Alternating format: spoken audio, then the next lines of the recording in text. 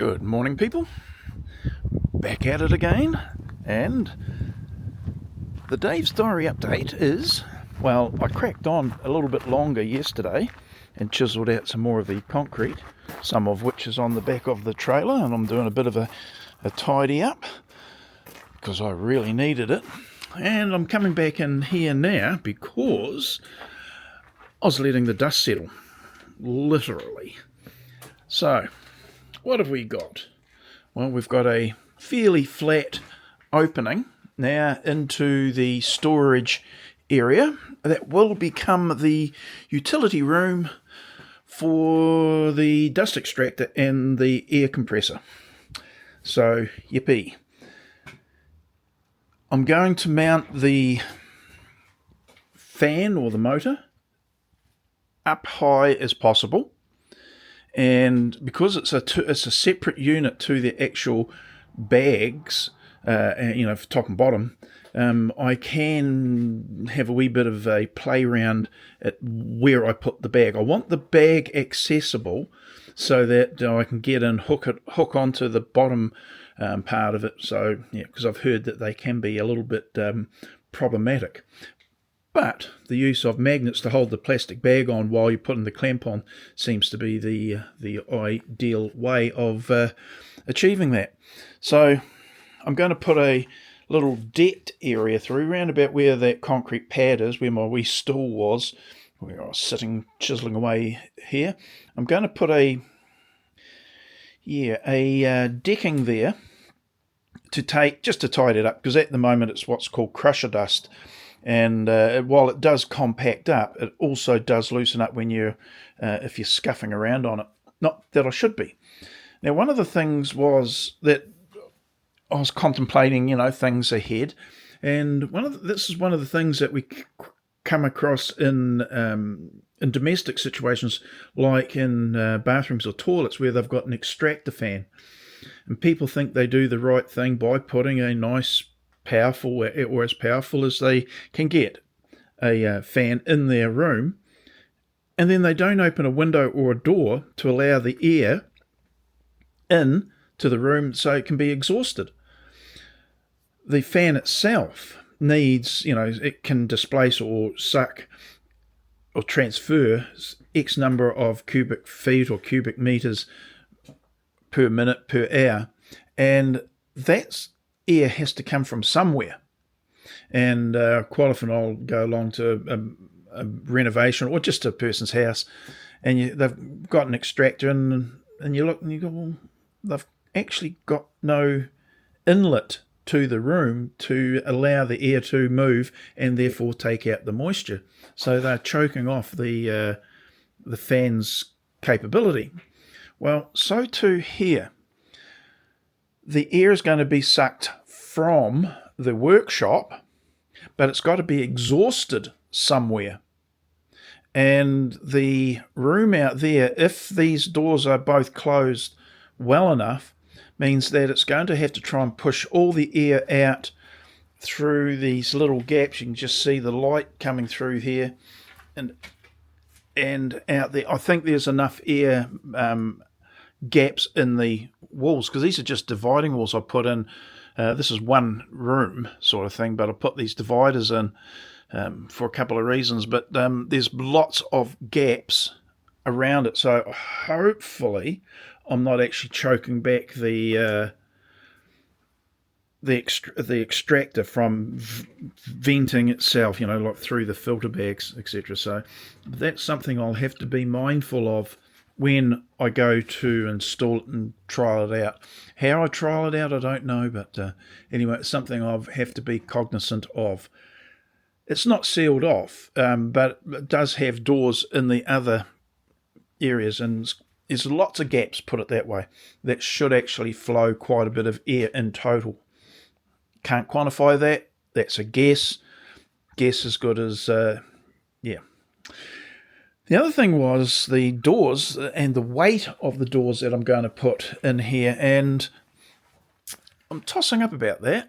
I'm very seriously thinking about making a solid timber door. Literally, like made up of Possibly timbers. I've got a lot of timber, 90 by 90 and 70 by 70, and it's not terribly heavy timber, but I was actually going to make a solid core door, and I thought about ripping some of the 90 by 90 down and using it as the full, just to make a full 45 millimeter thick, or they're close to, panel. It's not going to be much heavier, possibly, than I would if I had have clad something with a bit of ply and framed it, etc. It's debatable whether that would be the case or not. So yeah, it's one of those things that if I clad it with ply, the ply on this side needs to be of a weight or thickness that will take screws, so I can fix stuff to it, like the clamps over there, or whatever. So it needs to be, I was going to suggest at least 12 mil ply, perhaps a piece of 12 mil on each side. Well, that's going to weigh a bit. However, a frame, a couple of styles, a couple of cross pieces wouldn't be that hard to make. Clad it off, perhaps a 12 on one side and a lighter piece on the other. Who knows? It's to balance the the tension and that you get in a. Yeah, you don't want a single skin. You need a double skin to balance the structure. Suggesting. Am I right? Am I wrong? I don't know. But that's proved to be the case. The other thing was I was actually going to try and keep the door biased this way slightly. You can get offset hinges for doing that. That way, when I open it up, it's not going to bind on. It's not going to bind because down the bottom there, I've got a 50 millimeter lip of concrete, and I'm thinking, well, that's going to get in the way. As I open it up, it's going to hit it. So I've angled it back slightly, not much, just to allow the door to come around. But that could be a problem.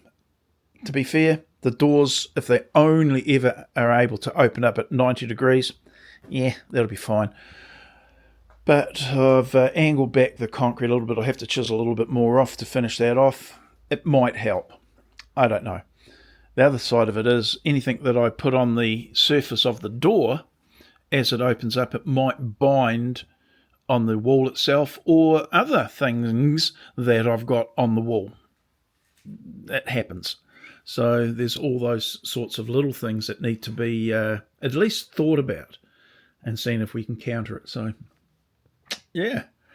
I also might break out a different grinder and put some diamond, flat discs on and grind the surface of the floor here a little bit. I'd actually contemplated hiring a floor grinder. They've got three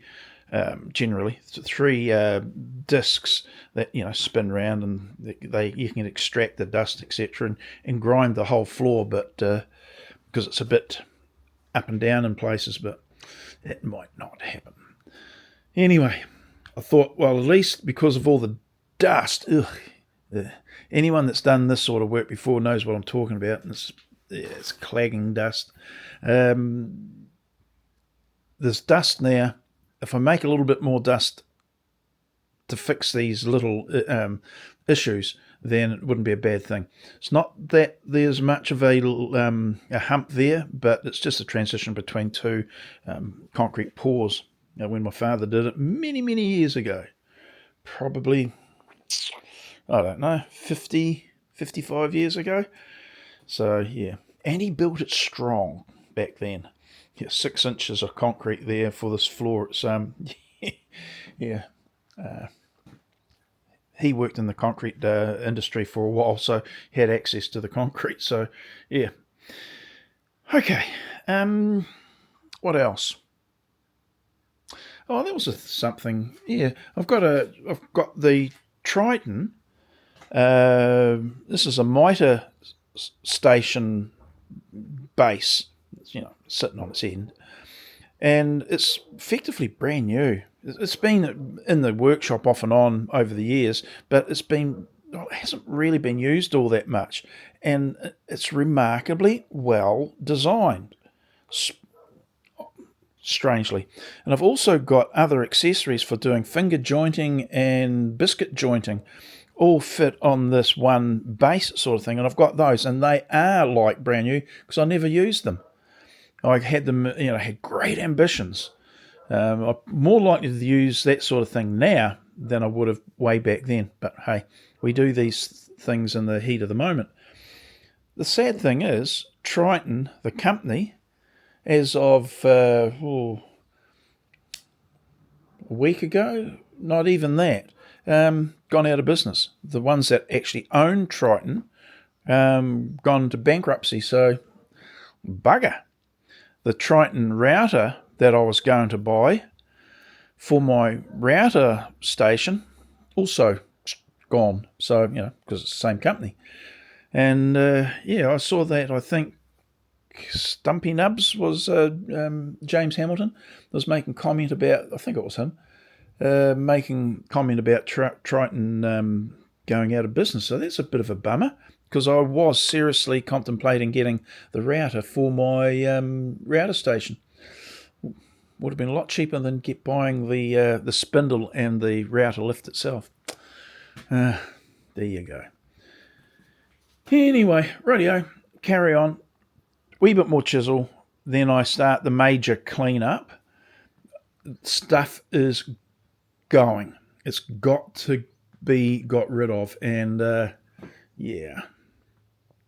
sad in some ways, but it's one of those things that when we're forced into a situation just by what we are doing, we tend to go, well, it's wise to go that little bit further because the idea and opportunity exist where it didn't before. So, yeah, all of those things. Radio, you've listened to my lilting voice long enough, I know. So, yeah, and, well, no one's doing it for me. Radio, see you in the next one now. Bye.